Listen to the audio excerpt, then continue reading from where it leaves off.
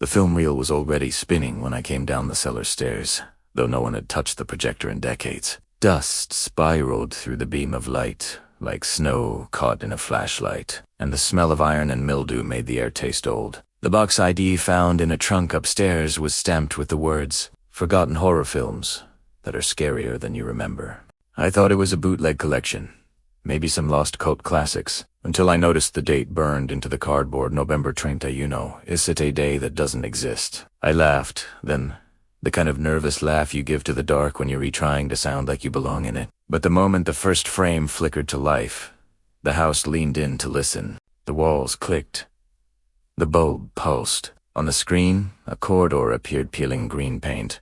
A gurney turned sideways, and the camera drifted forward with the weightless glide of a dream. I remember thinking how real the echo sounded. I remember realizing it wasn't coming from the speakers.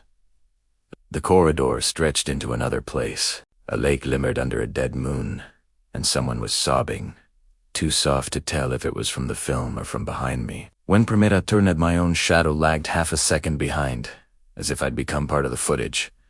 I told myself it was fatigue. I'd been restoring tapes for hours, but the film didn't obey physics. It jumped from water to fire, from faces to masks, from masks to nothing at all. Each splice felt older than the one before, until the images blurred into static that hummed like bees trapped in glass. In the noise, a child's voice whispered, "Do you remember me?" The whisper didn't stop when the reel ended. It threaded through the silence, like a heartbeat under the floorboards. That night I dreamed of a theater with no exit, every seat occupied by figures who looked like me, but slightly wrong, as if each had been remembered by a different person. When I woke, my hands were damped with lake water, and the projector light was still burning. I started cataloging the reels, 10 in all, each unlabeled except for that impossible date. The first showed the asylum from the dream. The second, a vast house where candles guttered in rooms too wide for their light. The third,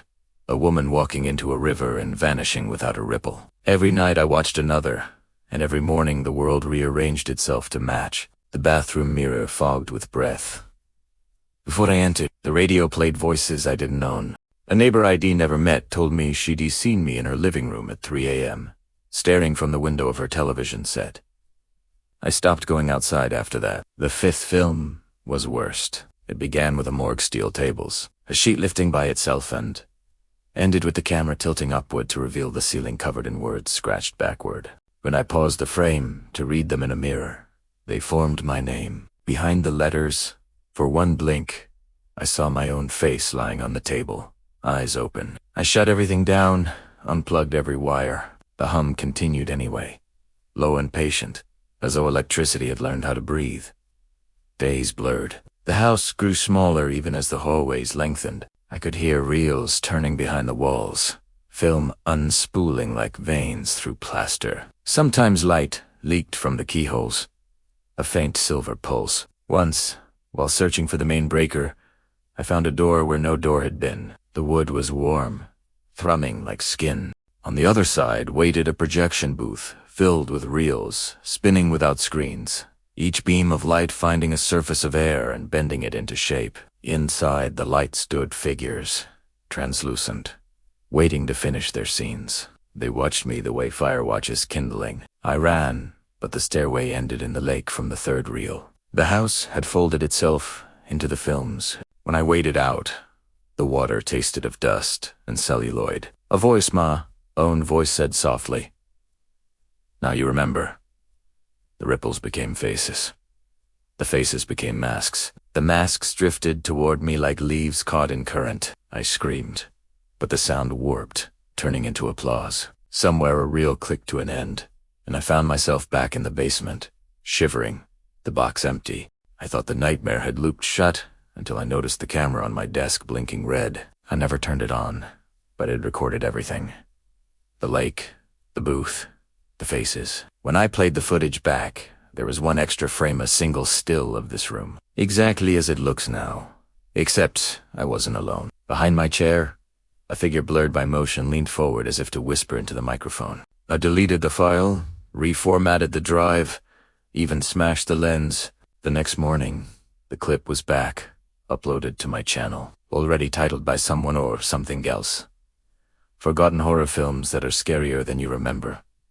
Full experience. Comments appeared instantly. He's back. Same voice as the one on my TV last night. One viewer claimed the reflection and the reel matched their own face. Another said the video wouldn't stop playing even after unplugging the device. I tried taking the post down, but the platform replied that the file didn't exist. Now I understand what the films wanted.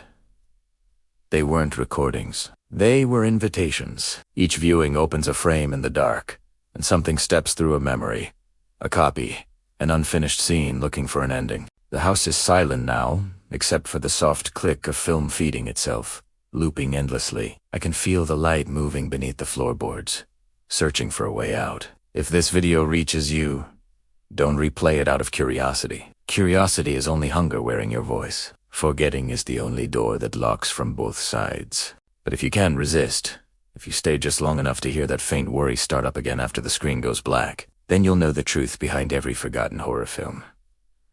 None of them were lost. They were waiting for someone to remember. Long pause. Faint static grows louder if you raise steel air, keep your lights low and your screen bright. The next story is already loading, and it remembers every viewer who dares to watch.